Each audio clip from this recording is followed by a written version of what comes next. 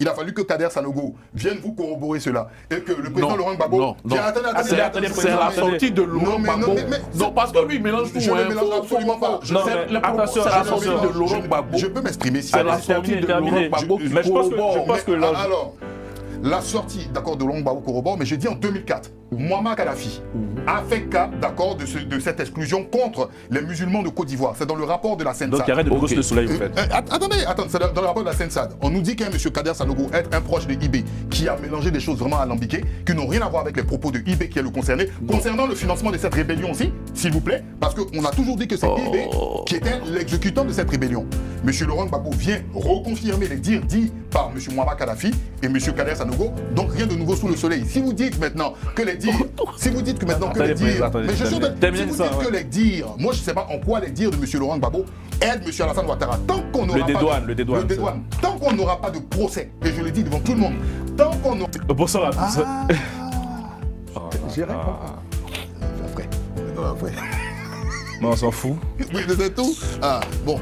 Bonsoir à tous, heureux de vous retrouver pour ce nouveau numéro de la Bande à Khalil en compagnie de nos chroniqueurs. Président Jean-Paul Leroux, bonsoir. Bonsoir Khalil. Bonsoir Ensa. Bonsoir Khalil. Et bonsoir à Norbert qui a sorti le costume aujourd'hui. Très beau costume. Bonsoir. Non, pas du tout. Rendez-vous bourgeois. Rendez-vous bourgeois.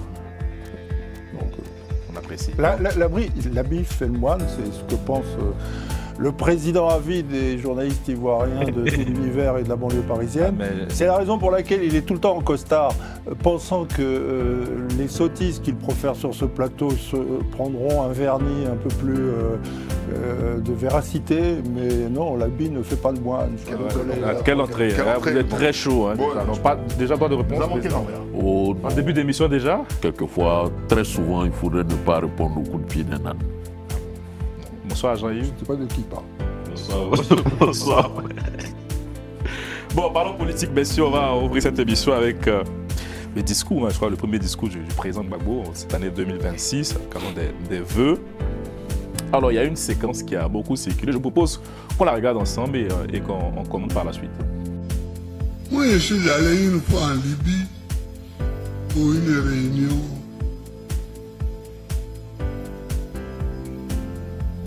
de l'Union africaine. Et Kadhafi m'a reçu, on discutait. C'est là qu'il me dit, mais au fond, toi, c'est toi le président de Côte d'Ivoire, non? J'ai dit oui. Il dit, mais quand je t'écoute parler là, je vois qu'on m'a trompé, qu'on m'a induit en erreur. J'ai dit, comment ça? Il dit, on m'a dit que tu n'aimes pas les musulmans. J'ai dit, mais ma femme qui est dans l'autre salle, avec qui je suis venu, elle est musulmane. Je parlais de Nadi Baba. J'ai dit, mais elle est musulmane. Il dit, ah, mais les gens m'ont menti. J'ai dit, qui t'a menti? Il dit, c'est les gens de chez vous là. Quand ils m'ont dit que tu n'aimes pas les musulmans, que tu leur interdis même de porter leur boubou. Donc ils sont venus me demander l'argent, je leur ai donné. Et je leur ai donné des armes. Viens avec moi à Bamako.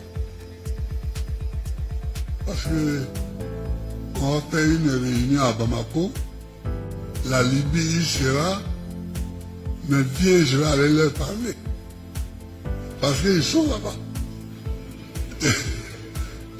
Donc j'ai compris que c'était les chefs d'État de la sous-région, que c'était les chefs d'État de la sous-région qui avaient parlé. On est parti. Mais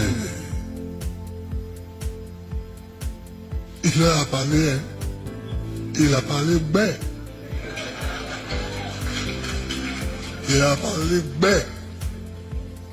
Président Jean-Paul Leroux, on continue encore avec le président Gbagbo sur les révélations autour du financement de la rébellion. Aujourd'hui, c'est la Libye qui est mise en avant. Votre réaction quand vous avez entendu cet extrait? Pour moi, cet extrait, l'information qui est dans cet extrait n'est pas nouvelle pour moi.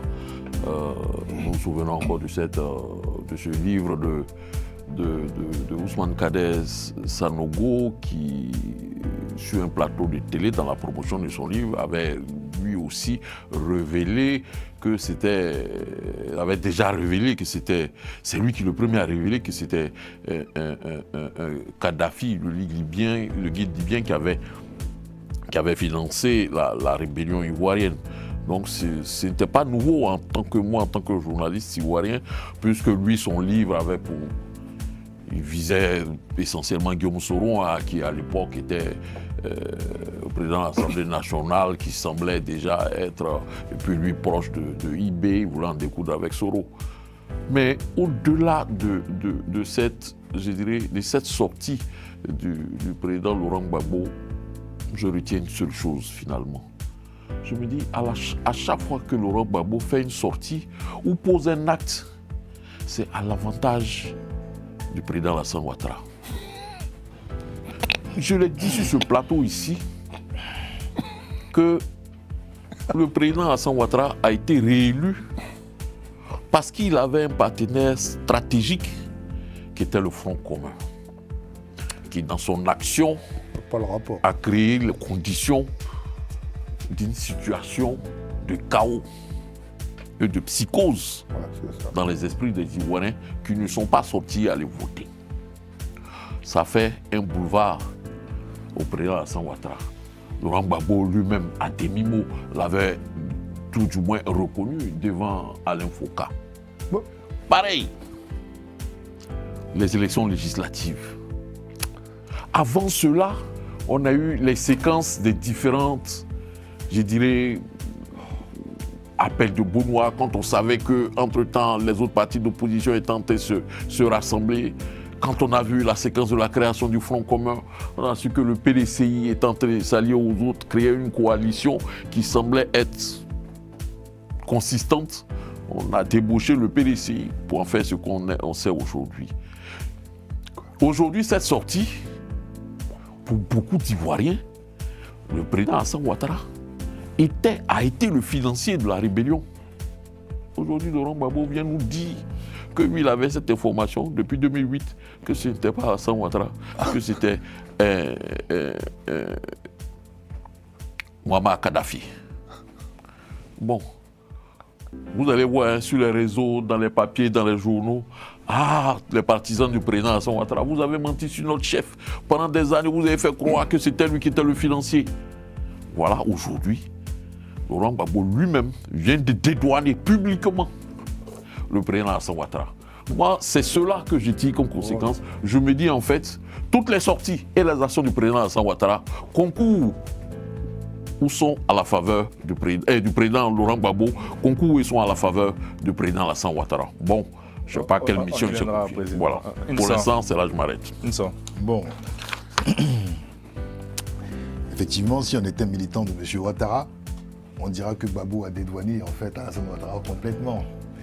Mais ce qui est intéressant dans cette histoire, c'est que effectivement depuis 2-3 jours, je vois des gens en fait d'accord s'extasier. M. Ouattara n'est ni le financier de cette rébellion et que le financier de cette rébellion, c'est Muammar Kadhafi.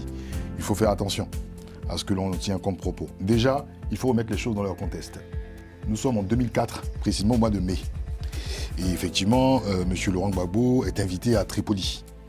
D'accord. Et par la suite, Muammar Kadhafi fait la proposition au président Laurent Gbagbo, après cet échange, qu'ils aillent à Bamako dans le cadre de la SENSAD. D'accord. C'était une organisation en fait, mise en place en fait, par Kadhafi pour les pays du Sahel. Et ça allait jusqu'à même en Centrafrique parce que Bozizé était invité à cet événement. C'était précisément le 14 mai 2004. Et lors, effectivement, quand il parle d'accord de 2 chefs d'État, bon, je ne vais pas les nommer parce qu'il ne les a pas nommés, mais je pense savoir de qui il s'agit. Mais est-ce que Muammar Kadhafi est le seul financier de cette rébellion? Dans ce cas, ça fera de Awa Domelo un menteur. Puisque M. Awa Domelo s'est exprimé sur un média camerounais où il a indiqué d'accord des financiers dans le cacao avec des opérations en ce qui concerne en lien avec cette rébellion. Bon, souvent on dit qu'Awa Domelo dit la vérité, bon, dans ce cas, on dira c'est un menteur. Pour avoir une solution claire en ce qui concerne cette affaire de la rébellion, c'est d'avoir un procès.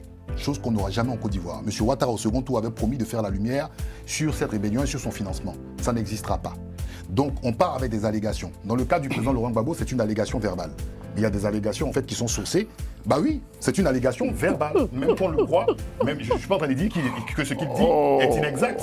C'est une allégation verbale. Dans le cadre, d'accord, d'un procès, d'accord, on demandera des éléments. Et moi, c'est ce que j'attends.